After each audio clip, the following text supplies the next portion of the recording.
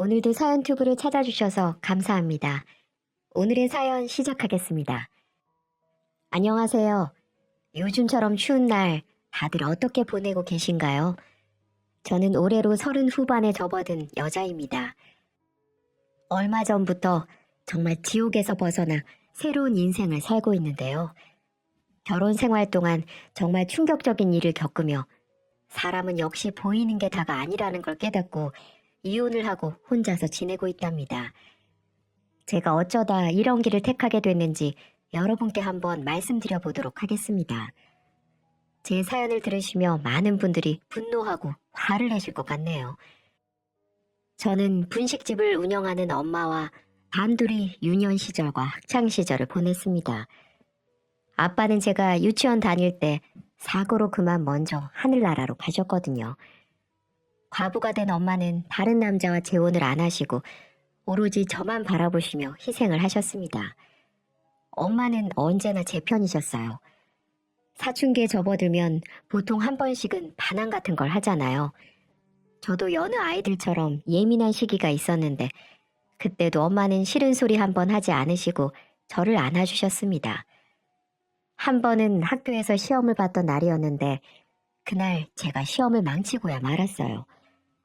항상 반에서 나름 3등 안에는 들었는데 딱 봐도 이번에는 10등 밑으로 떨어질 것만 같은 불길한 마음이 들더라고요. 그래서 그날은 집에 가자마자 침대에 누워 이불을 둘러쓰고 속상해서 울고 있었는데 엄마가 제 방문을 두드리더니 저를 찾으시더라고요.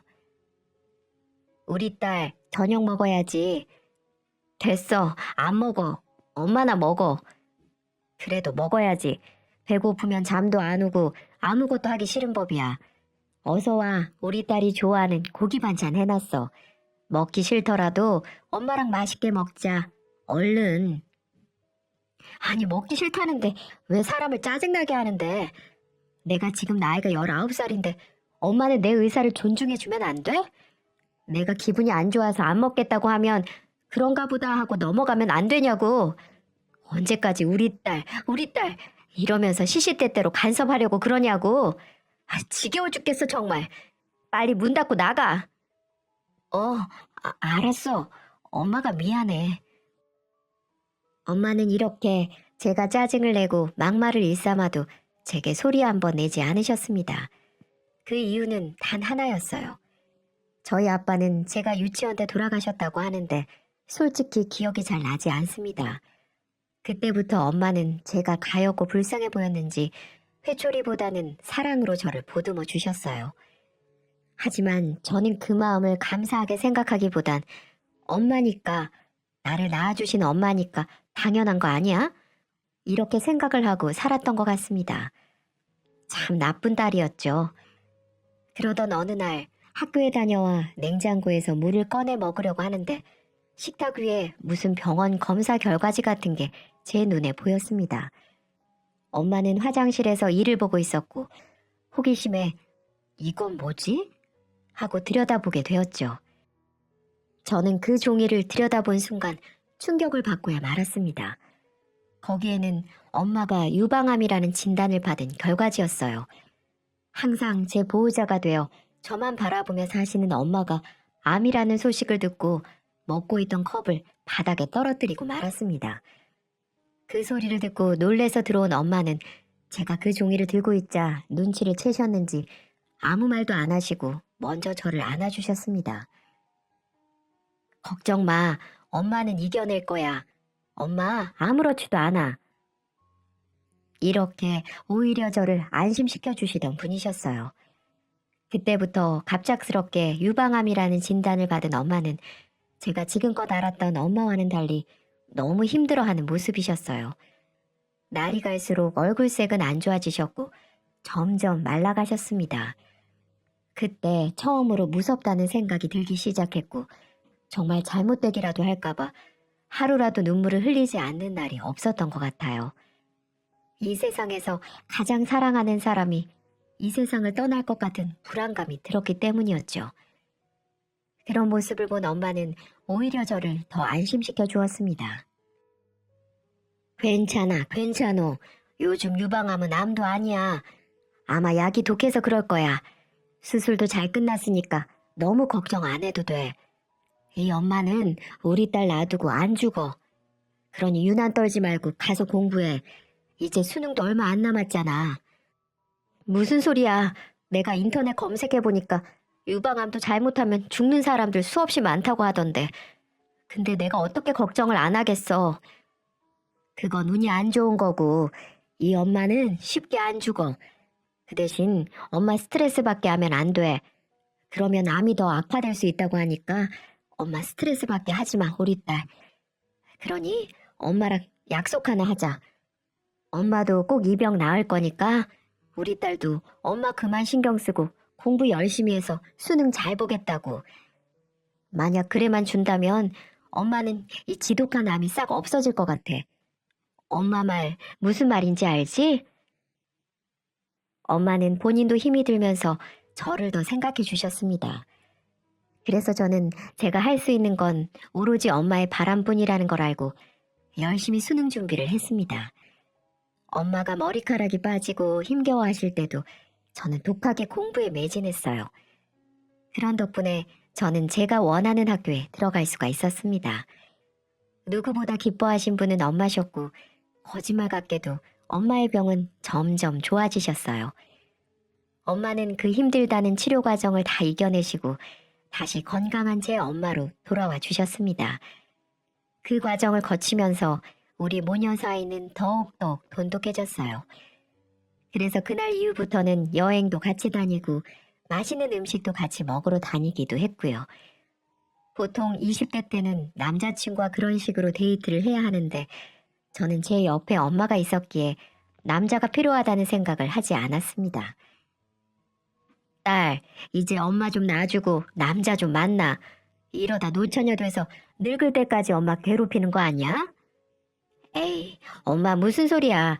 다 때가 되면 갈 거니까 걱정 마세요. 그리고 나 인기 많아. 학교에서도 나한테 대시한 사람이 얼마나 많은데. 근데 하나같이 마음에 안 들어서 축구공처럼 뻥 차버렸어. 나 잘했지. 아이고, 못 산다 내가 못 살아 정말. 이렇게 말을 하며 장난도 치곤 했었는데 지금은 그런 엄마가 이 세상에 존재하지 않네요. 아무튼 그렇게 대학교를 졸업하고 회사에 취직을 하게 됐습니다. 거기에서 남편을 처음 만나게 되었어요. 제 인생의 첫 남자이자 첫 남편이었죠. 저는 회사에서 비서 일을 하고 있었고 남편은 그때 옆 부서에 새로 이직한 팀장이었습니다. 회사 워크숍에서 우연히 둘이 바다 산책을 하게 되었는데 그때 처음으로 남편이 제게 고백을 하더군요. 평소에 눈여겨봤다면서 말이죠. 좀 당황스러웠어요. 회사에서도 몇 번 마주치지도 않고 말도 한 번도 해본 적 없는 사람이 갑자기 고백이라뇨. 하지만 저도 싫지는 않았습니다. 회사 내에서도 책임감 있다고 평판이 좋은 사람이었고 수줍게 제게 말하는 그 모습을 보고 그때는 참 순수하다는 생각도 들었던 것 같아요. 그렇게 몇 번의 만남을 갖고 결국 못 이기는 척 저는 고백을 받아주었습니다. 그런데 연애를 할수록 이상한 점이 있었어요. 회사에서 받는 월급에 비해 너무 씀씀이가 컸다는 거였습니다. 타고 다니는 차도 벤츠였고 정장도 고급 정장에 시계도 1,000만 원이 넘어가는 시계도 차고 다니기도 했고요. 그래서 부모님이 뭘 하시는지 물어보니 아버지는 건물 관리하시고 어머니는 부동산을 운영한다고 했습니다. 딱 보니 좋은 부모님을 만나 복에 겨운 생활을 하는 듯 보였죠. 매달 대출금을 갚을 걱정하며 사는 저희 집과는 비교가 되더군요. 그리고 무엇보다 결혼할 사람은 경제적인 차이가 많이 나면 안 좋다는 말을 많이 들었기 때문에 괜시리 걱정이 되기도 했습니다. 하지만 남편은 씀씀이가 컸을 뿐이지 제게는 한없이 다정한 사람이었기 때문에 우리는 2년의 시간을 함께했고 그렇게 우리는 결혼이라는 긴 여정에 함께 발을 들이게 되었죠. 결혼이 결정되고 나니 이제는 양가 부모님께 허락을 받아야만 했습니다. 그런데 처음 만나게 된 시어머니의 인상은 썩 좋지가 않았어요. 평범한 집안이란 이유로 저를 탐탁지 않게 보시는 게 느껴졌거든요. 저를 처음 보자마자 무슨 사람을 신문하는 것처럼 얘기를 하시더군요. 그래, 니네 아버님은 일찍 돌아가셨다고? 어머님이 혼자 고생 꽤나 하셨겠구나. 그래, 어머님은 뭐 하시니? 네, 어머님은 동네에서 작은 분식집 하고 계세요. 어머, 분식집? 그 김밥이랑 라면 파는 데 아니야? 그거 팔아서 몇 푼이나 남는다고. 네, 맞아요. 분식집 하시면서 저 대학까지 보내주신 훌륭한 분이세요. 누구보다 제게 소중한 분이시고요. 저는 은근히 저희 엄마를 깔보는 예비 시어머니에게 저희 엄마에게 그런 식으로 말하지 말라는 말투로 최대한 기분 나쁘지 않게 말을 했습니다. 그래, 그건 됐고, 너 혹시 빚은 있니? 대출금 같은 거 말이야. 요즘 학자금 대출이니 캐피탈 대출이니 이런 거 빌리고 시집 와서 시댁에 돈 갚아달라고 하는 며느리들 많다고 하더라고. 난 그런 개념 없는 며느리는 드릴 생각이 없다. 그래서 그런데 말해봐. 있어, 없어? 그렇게 말을 하며 제가 대답을 하기를 원하시더군요. 기분이 좋지 않았습니다. 아니, 나빴습니다.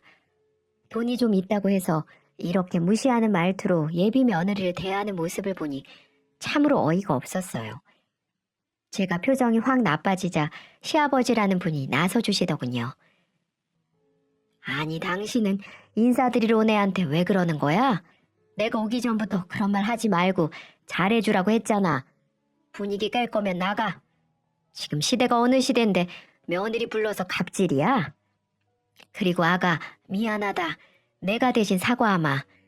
네 시엠이 될 사람이 사기를 많이 당해서 그런 거야. 그러니 너무 기분 나빠하지 말고 이해하거라. 그리고 나는 네가 이렇게 와준 거에 대해 대환영이야. 우리 아들이 너를 얼마나 칭찬하던지. 난 우리 아들이 좋다고 하면 나도 좋다. 그러니 우리 앞으로 잘 지내보자꾸나. 예비 시아버지는 그렇게 말씀하시며 저의 기분을 풀어주셨습니다. 정말 그분이 아니셨다면 당장이라도 나가고 싶은 심정이었어요. 그렇게 좀 찜찜한 마음을 갖고 시댁에 인사를 드리고 저희 집으로 인사를 갔습니다. 엄마는 남편을 보자마자 기쁘게 안아주셨고 앞으로 행복하게 잘 살라는 말씀을 하시고는 진수성찬을 차려주셨습니다. 시모처럼 아무 부담도 안 주셨어요. 그저 제가 잘 사는 모습이 당신의 행복이라면서 말이죠. 그렇게 저는 엄마의 든든한 응원 속에 결혼을 하게 되었습니다.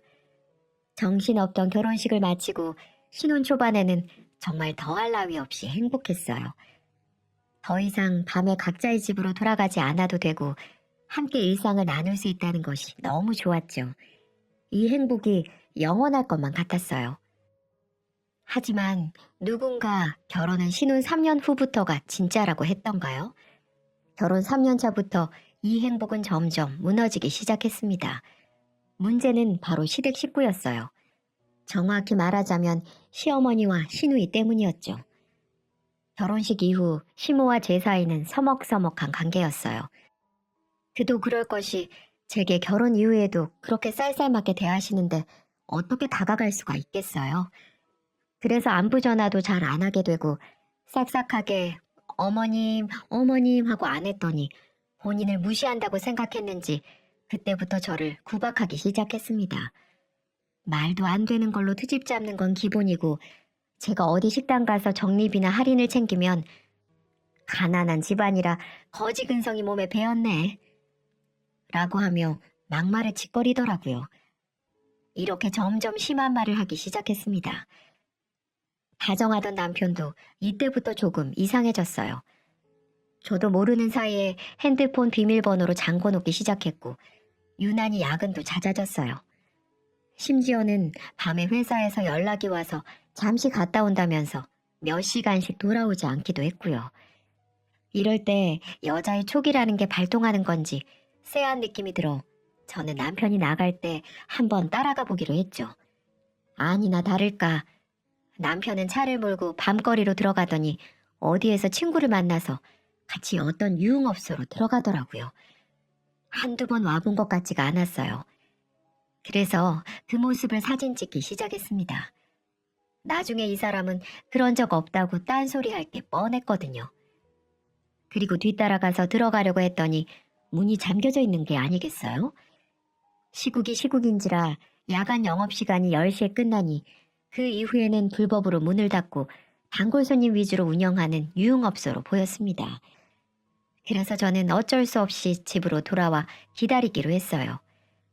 그렇게 시간이 흐르고 새벽 2시가 되어서야 술에 취해서 어슬렁 들어오더군요.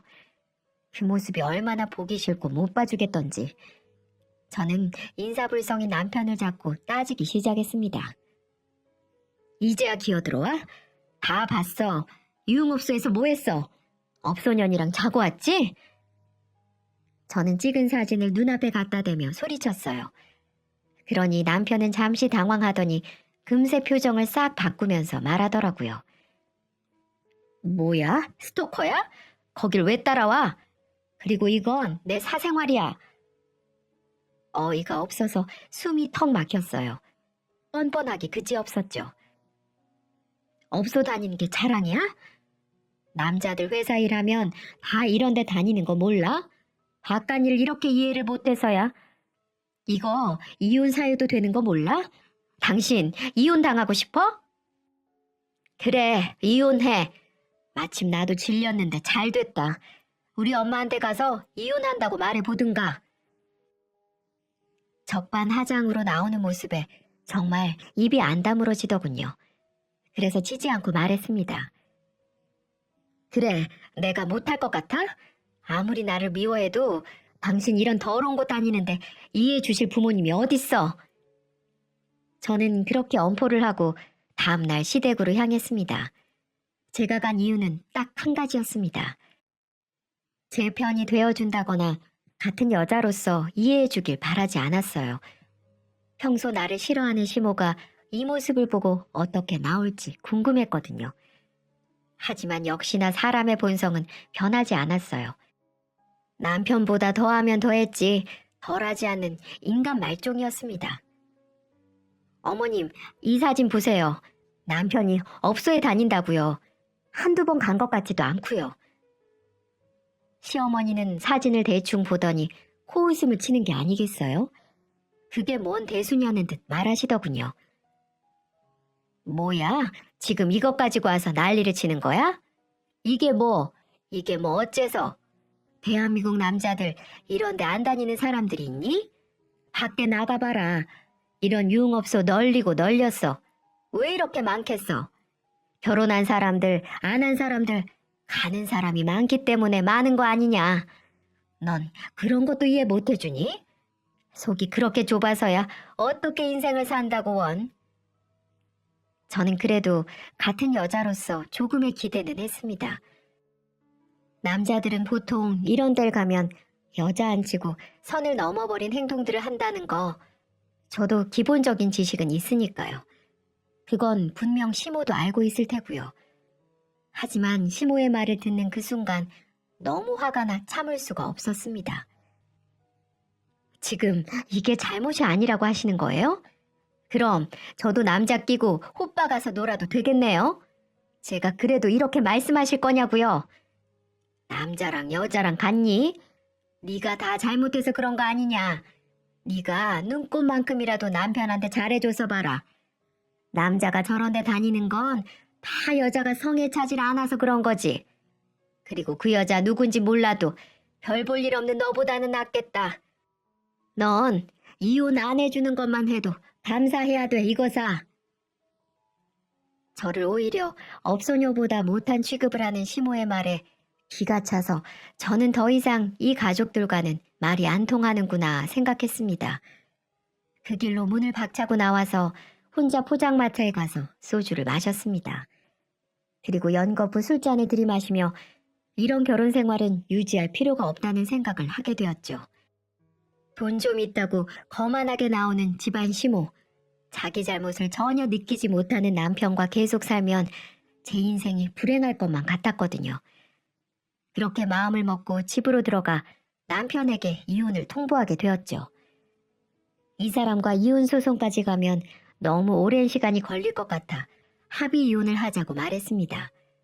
그러자 남편은 이혼해. 당신이나 당신 같은 집구석이랑 도저히 진절머리가 나서 못 살겠다. 당신 집안은 어떻게 아버님 빼고 다 정신이 제대로 박힌 사람이 없니? 당신이나 당신 엄마나 시누이나 다 지긋지긋해서 도저히 결혼 생활 못하겠다. 그러니 이혼해.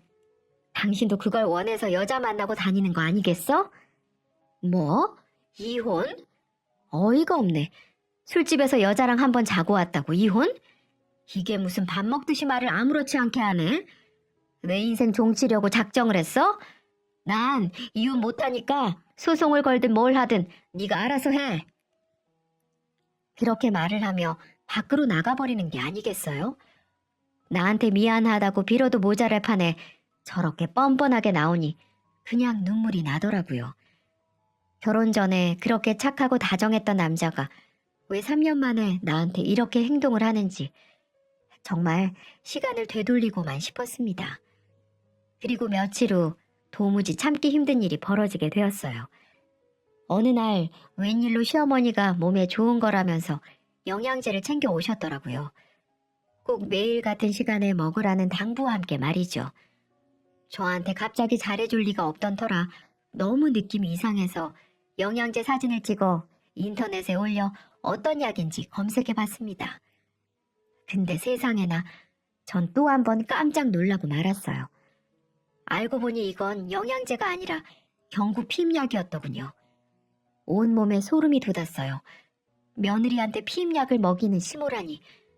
저는 너무 충격받아서 바로 전화를 걸었습니다. 어머니, 이게 무슨 짓이에요? 이거 영양제 아니고 피임약이잖아요. 세상에 며느리한테 피임약 먹이는 시어머니가 어딨어요? 시어머니는 당황하지도 않고 되려 뻔뻔하게 말했죠. 야, 너 같은 게 애라도 봬서 우리 아들 발목 잡으면 어쩌려고. 아유, 생각만 해도 끔찍하다. 뭐요?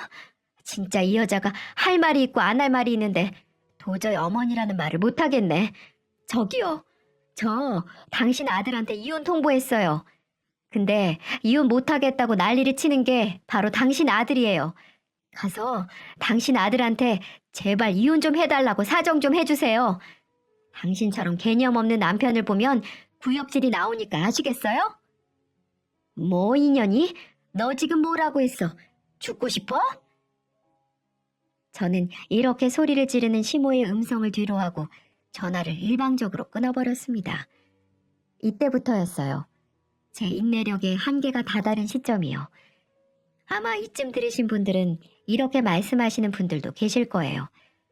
왜 바보같이 그러고 있었냐? 이혼 안 해주면 이혼소송 걸어서 이혼하면 되지. 라고 말이죠. 물론 저도 그렇게 생각을 했습니다. 하지만 쉽게 이혼해주고 싶지 않았어요.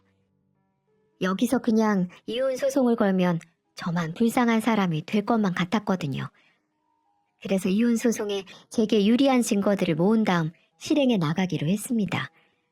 그래서 전에 시모와의 통화 내용도 다 녹음을 했었고요. 며느리에게 피임약을 먹여 이혼을 강요한 시어머니라는 사람을 그 누구도 인정을 안 해줄 겁니다. 그래서 그걸 증거로 모아 나중에 탈탈 털어버리기로 했습니다. 그리고 남편이 왜 이혼을 안 해주는지 아시나요? 바로 회사 때문이에요. 저와 같은 회사에 다녔기 때문에 분명 이혼하면 자신에게 불이익이 갈 걸 알아서겠죠. 그리고 이혼남이라는 꼬리표를 달고 싶지 않아 그렇다고 하는데 이 인간 같지도 않은 인간에게도 한 방을 먹여주고 싶었어요. 그렇게 저는 차근차근 준비하던 과정에 하늘도 무심하시지 저에게 너무 비극적인 일이 벌어지고 말았습니다. 제가 회사 일을 마치고 집에 가던 길에 충격적인 전화 한 통이 걸려오더군요. 어머니가 심장의 통증을 호소하면서 쓰러지셨다는 소식이었죠. 분식집에서 혼자 계실 때 쓰러지셨다고 하는데 가게에 들어온 손님 때문에 겨우 발견이 됐다고 했습니다. 지금 생명이 위험하다고 했어요. 저는 충격적인 소식을 듣고 엄마를 잃을지도 모른다는 두려움에 휩싸여서 울면서 병원으로 향하는 택시를 탔습니다. 제발 아무 일이 없기만을 기도하며 병원에 갔지만 도착해서 의사의 표정을 봤을 때 저는 늦었다는 걸 직감했습니다. 의사는 저를 보며 냉정하게 말하더군요. 급성 심근경색입니다. 관산동맥이 완전히 막혀서 빠른 시간 내 치료했어야 하는데 너무 늦게 발견했어요. 3분 전 사망하셨습니다. 저는 그대로 병원 바닥에 주저앉고 말았습니다. 30년을 과부가 돼서 재혼도 안 하시고 굳은 일 힘든 일 하면서 저를 키워주신 엄마. 엄마는 그렇게 허망하게 떠나고 말았어요. 엄마, 우리 엄마 미안해. 이렇게 나를 두고 가지 마. 이제 엄마하고 둘이 살려고 계획하고 있었는데 이렇게 가면 어떡해. 제발 가지 마. 나 엄마 없이 못 살아. 저는 거의 실신할 정도로 얼마나 오열을 했는지 모릅니다. 하지만 병원이 떠나갈 듯 엄마를 불러보아도 엄마는 응답하지 않으셨습니다. 저는 그렇게 슬픔에 잠긴 채 장례를 준비해야만 했습니다. 저는 상복을 입고도 실감이 나질 않아 빈소에 차려진 엄마의 영정사진을 보고 울다 실신하다 다시 깨어나 울기를 반복했죠. 보통 우리나라들은 딸은 상주로 인정을 안 한다고 하더군요. 하지만 저는 상주가 되어야만 했어요. 제게는 아빠도 형제들도 없었거든요. 바로 제 옆에 있어야 할 남편에게 연락을 했지만 돌아오는 대답은 안타깝게 됐네. 근데 오늘은 시간이 안 될 것 같아. 사실 귀찮기도 하고. 솔직히 우리 사이 안 좋은 건 사실이잖아. 아무튼 시간 내서 내일이나 내일 모레 한번 들릴게. 이러고 전화를 끊더군요. 같이 문상객들을 맞이해야 할 남편 놈은 장모가 죽었는데도 아무렇지 않게 말을 하는 모습을 보고 제 가슴은 찢어질 듯 아파오더군요. 그래도 인간이라면, 인간으로 태어났다면 저러지는 않을 텐데 무심하게 말을 하는 남편을 보고 가슴이 찢어질 듯이 아파오더군요. 장례식 첫째 날 시댁 식구들은 정말 코빼기도 비치지 않았습니다.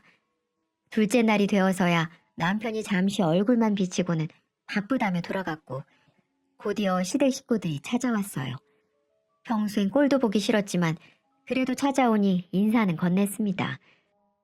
그런데 빈소를 나온 시모와 시누이가 저를 장례식장에 붙어있는 골방으로 부르더군요. 지쳐있던 저는 비틀거리며 따라 나섰습니다. 그리고 저를 앞에 세워두고는 팔짱을 끼고 황당한 말을 하기 시작하더군요. 예, 많이 힘들겠지만은 장례식을 꼭 3일장을 치를 필요가 있니? 내일 모레 토요일에 네 시누이 결혼식인 거 알지? 재수없게 장례식 날 결혼식 올릴 순 없잖아. 그러니 오늘까지 마무리하고 내일 납골당으로 모셔라. 어차피 넌 가족들도 없어서 오래 놔둘 필요도 없잖아. 사부인도 빨리 하늘나라로 가길 원하실 거야. 무슨 말인 줄 알았지? 여러분, 이게 말이 되는 소리인가요? 친정 엄마가 돌아가셨는데 시누이 결혼식을 해야 되니 장례식 그만하고 납골당으로 모시라뇨. 그래요, 언니. 하필 이럴 때 돌아가셔서 제가 얼마나 입장이 난처한 줄 아세요? 그래도 우리는 가족이니 이렇게 배웅해드리러 왔잖아요. 그러니 이제 언니도 우리 엄마 말처럼 어머니 보내드려요. 어머니도 그걸 원하실 거예요. 혹시라도 언니 때문에 재수 없어서 저 결혼 망가지면 언니가 책임지실 거예요? 시모도 모자라 이제는 시누이까지 고인을 두고 그렇게 말을 하니 이성을 잃고 말았습니다. 뭐 인연들아? 니네가 사람이야 짐승이야? 니네 부모가 죽었다면 이렇게 말을 할 거야? 이런 천하의 죽일 년들. 이렇게 말을 하면서 두 년의 머리채를 잡아버렸습니다. 저도 놀랄 정도로 어디에서 제게 그런 초인적인 힘이 나온 건지 모르겠지만 머리채 잡는 것도 모자라 제 눈에 보이는 모든 물건들을 던져버렸어요. 너 지금 뭐 하는 짓이야? 그만하지 못해? 라고 시모라는 인간의 소리가 들렸지만 이미 이성을 잃은 저는 무서울 게 없었습니다. 그럴수록 저는 더 분노하고 그들에게 달려들었죠. 결국 그들은 얼굴이 만신창이가 되어서는 결국 쥐새끼처럼 도망가기 바쁘더군요. 인간 같지도 않은 그들에게 인간으로 대해줄 필요가 없었어요. 장례식이 다 끝나고 꼭 복수를 해주기로 했어요. 저는 그렇게 한바탕 울분을 토하고 3일 동안 장례식장에서 엄마를 고이 지켜드리고 제가 사는 곳에서 가장 가까운 곳에 엄마를 모셨습니다. 납골함 앞에 엄마와 다정하게 찍었던 사진을 걸어놓고 내가 잘 사는 모습 지켜보라고 말을 하고 저는 어느 곳으로 향했습니다. 바로 그곳은 신우이의 결혼식장이었어요. 제가 받은 만큼 똑같이 해주고 싶었습니다. 결혼식장에 들어가니 시모와 남편은 곱고 멋있게 차려입고 하객들을 맞이하고 있더군요. 가증스런 얼굴을 하며 축하 인사를 받는 그 사람들을 보니 토할 것만 같았습니다. 그리고 그들을 맞이한 하객들 중에는 저희 회사 상무님 직원들도 보였고요. 그리고 제가 바라본 한 곳은 신우이 시댁인 신랑 쪽이었습니다. 참으로 인상이 좋고 신랑 또한 인상이 너무 좋아 보였어요. 저런 좋은 집안에 신우이라는 여자가 결혼한다고 생각하니 참 불쌍해 보이더군요. 신우이의 실체를 알아야 할 텐데 말이죠. 저는 그때 계획을 실행하기로 했습니다. 먼저 제가 입고 있던 자켓을 벗어버리고 그들에게 다가갔습니다. 그랬더니 결혼식장이 아수라장이 되고 말았습니다. 제가 자켓을 벗어던지고 입고 있던 옷은 바로 다름 아닌 상복이었거든요. 결혼식장의 상복이라니, 이 말도 안 된 광경에 모든 하객들이 저를 바라보기 시작했어요. 어머, 저 여자 뭐야? 미친 거 아니야? 별꼴이야. 결혼식장에서 상복이라니. 아, 그러게. 정신이 돈 여자 아니야? 이렇게 수군수군거리는 목소리가 들려왔습니다. 하지만 전 개의치 않았어요. 전 그 신랑 쪽으로 가서 시댁의 실체를 다 폭로해버렸습니다. 그 사람들한테 가서 15년이 이혼시키려고 피임약을 먹였던 녹음본, 장례식장에서 재수 없으니 빨리 장례 끝내라고 협박을 했던 것들을 짤막하게 편집을 해서 틀어버렸습니다. 녹음 소리가 잘 안 들리자 저는 그들이 했던 말을 똑같이 읊어주었어요. 그랬더니 신랑 쪽 부모들이 안절부절 못하며 발을 동동거리기 시작하더군요. 네, 맞습니다. 이게 당신들이 장가보낼 저 사람들의 실제 모습입니다. 저렇게 천사의 얼굴을 하며 사람들을 속이고 있다고요. 제가 증인이에요. 어떻게 며느리 친정엄마가 죽었는데 이렇게 말을 할 수가 있습니까? 그런데도 저런 집안에 아들을 장가보낼 생각입니까? 라고 울분을 토하며 떵떵거리며 소리를 질러버렸습니다. 그리고 저는 바닥에 주저앉고 말았습니다. 도저히 버틸 힘이 없었거든요. 그러자 저를 부축해준 사람은 다름 아닌 제 회사 동료들이었습니다. 그리고 그 순간 시댁의 실체가 드러나기 시작했어요. 이 인연이 왜 남의 잔치에 와서 기름을 붓고 있어? 이거 모욕죄로 형사 고속감인 거 몰라? 어서 당장 꺼지지 못해? 라고 하며 제 뺨을 때리는 겁니다. 그러면서 저를 밀치기 시작했습니다. 남편 또한 이게 무슨 짓이냐며 둘이서 쌍으로 달려들더군요. 시모와 남편은 결국 제 계획에 넘어가고 만 순간이었어요. 제가 원하던 그림이 바로 그 모습이었거든요. 제게 욕을 하며 달려드는 시모의 모습을 보고 사람들이 경악을 금치 못하는 표정들이었습니다. 신랑 측의 부모들도 마찬가지였고요. 시모의 악질적인 모습이 천하에 다 드러나는 순간이었습니다. 저는 회사 동료들의 부축을 받으며 병원으로 이동하기 전 웃으면서 한마디를 해주었죠. 바보 같은 인간, 이제 어쩌나? 니네들 그 더러운 실체가 드러나서 이번에는 네 딸이지만 네 아들도 무사하지 못할 거야. 두고 봐. 라고요. 그 결혼식 이후 어떻게 된 줄 아시나요? 결혼식은 그대로 진행되긴 했다고 하더라고요. 하지만 신우이 신랑 쪽에서는 혼인신고는 하지 않았다고 했습니다. 원래는 저만 아니었다면 곧장 혼인신고를 하려고 했는데 제게 했던 행동들을 보고 신랑 쪽 부모님들이 좀 더 살아보고 결정하라고 했다고 했습니다. 하지만 2달도 안 돼 시댁과 시누이의 본 모습을 알고 갈라섰다고 하더군요. 먼저 시누이부터 무너지는 순간이었어요. 그리고 저는 그때는 남편과 이혼 소송 중이었는데 저는 법원에 모든 증거들을 모아 제출했습니다. 그리고 몇 달 후 그 인간과 법적으로 이혼을 마무리 지을 수 있었네요. 저는 그 시모라는 여자와 남편에게 위자료를 받을 수 있었고 재산 분할도 제가 유리하게 가져올 수 있었습니다. 그게 끝이 아니었어요. 그 결혼식 사건 이후 남편은 한순간에 개쓰레기로 회사에서 소문이 나 있었습니다. 제가 소문을 냈냐고요? 아니요. 그날 하객으로 참석했던 회사 동료들이 소문을 내주었습니다. 천하의 쓰레기가 따로 없다면서 말이죠. 회사에서는 능력 좋고 착하기로 인정받은 남편이었지만 그 소문이라는 게 참으로 무섭더군요. 그로 인해 회사에서 왕따가 된 전 남편은 버티지 못하고 결국 스스로 사직서를 제출하고 말았습니다. 남편이 무너지는 것도 한순간이었어요. 그 모습을 보고 얼마나 제 속이 시원했는지 모릅니다. 고개 숙이는 전 남편의 모습을 보니 이제야 숨을 좀 쉴 수 있을 것만 같았어요. 이렇게 저와 남편과의 인연은 막을 내리게 되었습니다. 뒤돌아보니 저를 포함해 누구 하나 웃은 사람은 없었어요. 참 허망할 뿐이었죠. 정말 축복을 받으며 잘 살고 싶었는데 지금은 혼자가 된 저도 그렇고 이혼당한 시누이, 회사에서 왕따당한 남편, 그런 자식들을 봐야 되는 시모, 누구 하나 좋을 사람은 없었습니다. 참 이번 일을 겪으며 제 스스로 많은 생각을 하게 되었어요.